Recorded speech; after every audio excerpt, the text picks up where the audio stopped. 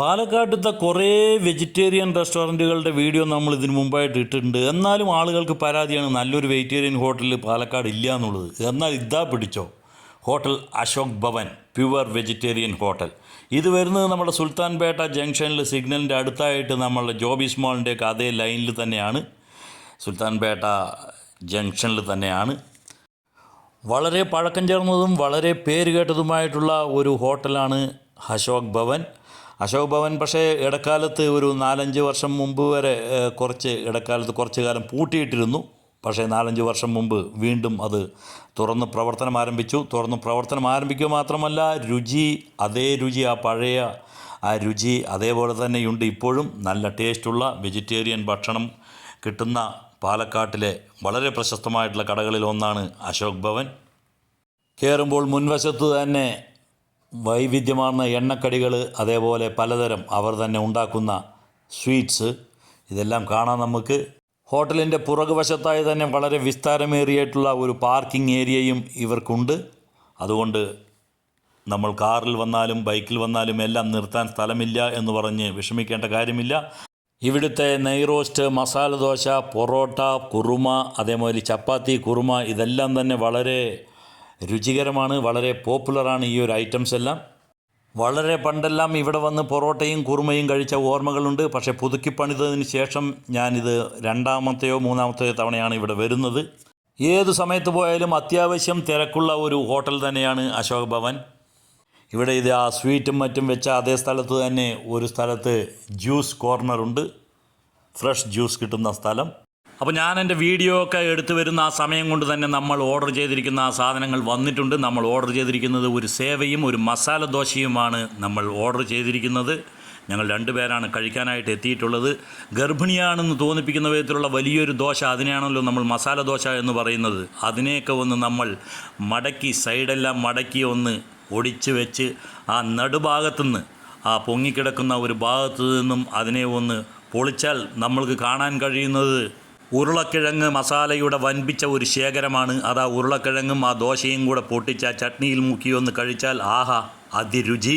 ഇനി അതിനെ സാമ്പാറിൽ കൂടെ നമുക്കൊന്ന് മുക്കി നോക്കാം. സാമ്പാറും കേവമാണ് ഇവിടുത്തെ. ഇനി നമുക്ക് സേവയിലേക്ക് കിടക്കാം. ആദ്യം കണ്ടപ്പോൾ ഞാൻ ക്വാണ്ടിറ്റി വളരെ കുറവാണ് എന്നാണ് വിചാരിച്ചത്. പക്ഷേ അതിനെ ഞാൻ എൻ്റെ ഇലയിലേക്ക് തട്ടിയിടുമ്പോൾ ഞാൻ വിചാരിച്ചു ഇത്രയും ക്വാണ്ടിറ്റി കഴിച്ചു തീർക്കാൻ പറ്റുമോ എന്ന്. അത്രത്തോളം വലിയ ഒരു ക്വാണ്ടിറ്റിയാണ്. മാത്രമല്ല വളരെ സമ്പുഷ്ടമായിട്ടുള്ള അണ്ടിപ്പരിപ്പും മറ്റും ഇട്ടിട്ടുള്ള ഒരു സേവയാണ്. നല്ലപോലെ കടുകും കറിവേപ്പിലയും എല്ലാം ഇട്ട്, വറ്റൽമുളകും എല്ലാം ഇട്ട് താളിച്ചെടുത്ത ഒരു സേവ. പാലക്കാട്ടുകാർക്ക് കുറച്ച് ഇഷ്ടപ്പെട്ട ഒരു വിഭവം കൂടിയാണ് സേവ. അതിലേക്ക് നമ്മൾ സാമ്പാറിനെ ആദ്യമായിട്ട് സന്നിവേശിപ്പിച്ചു. അതിനുശേഷം നമ്മൾ ആ ചട്നിയും കൂടെ, സാമ്പാറിൻ്റെ കൂടെയും കഴിക്കാം, ചട്നിയുടെ കൂടെയും സെപ്പറേറ്റായിട്ട് കഴിക്കാം. ഞാൻ രണ്ടും കൂടെ ഒരുമിച്ച് അതിലേക്ക് സന്നിവേശിപ്പിച്ചു. എന്നിട്ട് അതിനെയെല്ലാം ഒന്ന് സംയോജിപ്പിച്ചു. ഈ സംയോജിപ്പിച്ചതിന് ശേഷം അതിനെ അല്പമെടുത്ത് വായിലേക്ക് വെച്ച് നോക്കി. അതീവ രുചി എന്ന് പറഞ്ഞാൽ രുചി, നമ്മളുടെ രസമുകുളങ്ങളെ ആനന്ദസാഗരത്തിൽ ആറാടിക്കാൻ പറ്റുന്ന വിധത്തിലുള്ള ആ ഒരു രുചിയാണ്. അതുകൊണ്ട് 2-3 വായ അങ്ങനെ തന്നെ കഴിച്ചുകൊണ്ടേയിരുന്നു. നമ്മളുടെ ഇടിയപ്പത്തിൻ്റെ ഒരു വകഭേദം എന്ന് വേണമെങ്കിൽ നമ്മൾക്ക് സേവയെ വിശേഷിപ്പിക്കാം. സേവ മാത്രം കിട്ടുന്ന ഒരുപാട് കടകൾ പാലക്കാടുണ്ട്. ഈ സാമ്പാറിൻ്റെയൊക്കെ രുചി അതീവ ഹൃദ്യമാണ് കേട്ടോ. അതുകൊണ്ട് ഞാൻ ആ സാമ്പാർ തന്നെ കുറച്ച് വെറുതെ കഴിച്ചുകൊണ്ടിരുന്നു. അത്രയ്ക്കും ടേസ്റ്റിയാണ് ആ സാമ്പാറെല്ലാം. മല്ലിയുടെ ടേസ്റ്റ് അല്പം മുൻപന്തിയിൽ നിൽക്കുന്നുണ്ട്. എങ്കിലും എനിക്ക് വളരെയേറെ ഇഷ്ടപ്പെട്ടു ഈ ഒരു സാമ്പാർ. ഇനി നമ്മൾക്ക് ഒരു കോഫി ആകാം. ഞങ്ങൾ രണ്ടാളും ഓരോ കോഫി പറഞ്ഞു. കോഫി നമ്മൾക്ക് എങ്ങനെയുണ്ട് എന്നൊന്ന് നോക്കാം. കോഫിയുടെ ആ ഒരു ക്വാണ്ടിറ്റി എന്ന് പറഞ്ഞാൽ വളരെ കുറവാണ് എന്ന് തന്നെ പറയാം. ഇത്തരം റെസ്റ്റോറൻറ്റുകളെല്ലാം കോഫി അവർ ഇങ്ങനെ ഒരു ഡവറയും ഒരു ഗ്ലാസ്സിലുമാണ് തരുന്നത്.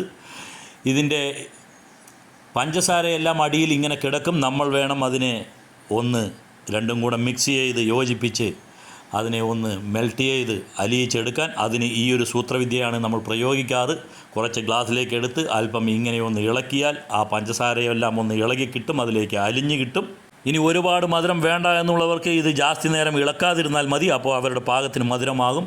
ഇനി നമ്മൾക്ക് വീണ്ടും സേവയിലേക്ക് വരാം. സേവ നമ്മൾ ഇവിടെ ഇങ്ങനെ കഴിച്ചുകൊണ്ടേയിരിക്കുന്നു. അതിനുശേഷം ആ കോഫി നുകരുന്നു. രണ്ടും അങ്ങനെ മിക്സ് ചെയ്ത് കഴിക്കുന്നുണ്ട്. അപ്പോൾ പഞ്ചസാരയെല്ലാം അലിയിച്ച ശേഷം നമ്മൾ കോഫി കുടിച്ചു നോക്കി. കോഫിയുടെ കാര്യത്തിലും ടേസ്റ്റിൻ്റെ കാര്യത്തിൽ ഒരു കോംപ്രമൈസുമില്ല. നല്ല അടിപൊളി ടേസ്റ്റാണ്. പക്ഷേ കോഫിയെല്ലാം കുടിച്ചു കഴിഞ്ഞാൽ നമ്മൾക്ക് തോന്നും അല്പം കൂടെ കിട്ടിയിരുന്നെങ്കിൽ എന്ന്. അത്രയ്ക്കും ക്വാണ്ടിറ്റി വളരെ കുറച്ചാണ്. അത് നമ്മൾക്ക് ആ ഒരു സ്വാദ് നുകർന്ന് വരുമ്പോഴേക്കും അത് കഴിഞ്ഞാൽ ഒരു സങ്കടം. അപ്പോൾ അത്രയ്ക്കും ക്വാണ്ടിറ്റി കുറച്ചുകൂടെ കിട്ടിയിരുന്നെങ്കിൽ നന്നായിരുന്നേനെ.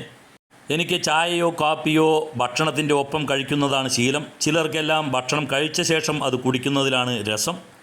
ഇവിടെ ഇതാ അവരുടെ വില വിവര പട്ടികയെല്ലാം വളരെ ഭംഗിയാക്കി വെച്ചിരിക്കുന്നു. ആ ചുമരുകളും മറ്റും നല്ല ഇപ്പോഴും പുതിയ ഹോട്ടലാണ് എന്ന് തോന്നിപ്പിക്കും വിധം വൃത്തിയുള്ളതാണ്.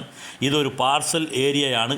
നമ്മൾക്ക് ഒരു തരം മറവുമില്ലാതെ വെളിയിൽ നിന്നും നോക്കിയാൽ നമ്മൾ ഓർഡർ ചെയ്ത ഭക്ഷണം ഉണ്ടാക്കുന്നതും അവർ ആ പ്ലേറ്റിലേക്ക് എടുക്കുന്നതും എല്ലാം തന്നെ നമ്മൾക്ക് അവിടെ നമ്മൾ ഇരിക്കുന്ന സ്ഥലത്ത് ഇരുന്നുകൊണ്ട് തന്നെ കാണാൻ കഴിയും. അതുകൊണ്ട് തന്നെ വളരെ ഹൈജനിക്കായിട്ടാണ് ഇവിടുത്തെ ഓരോ കാര്യങ്ങളും. അതേപോലെ തന്നെ നല്ല ടോയ്ലറ്റുകൾ, വാഷ് ഏരിയ, ഇതെല്ലാം ഈ ഒരു അശോക് ഭവൻ്റെ പ്രത്യേകതകളാണ്. അപ്പോൾ നമ്മളുടെ ഇന്നത്തെ ഈ ഒരു വീഡിയോ നിങ്ങൾക്ക് ഇഷ്ടപ്പെട്ട് കാണുമെന്ന് വിചാരിക്കുന്നു. അടുത്ത ഒരു വീഡിയോയുമായിട്ട് വരുന്നവരേക്കും ബൈ, എൻജോയ്.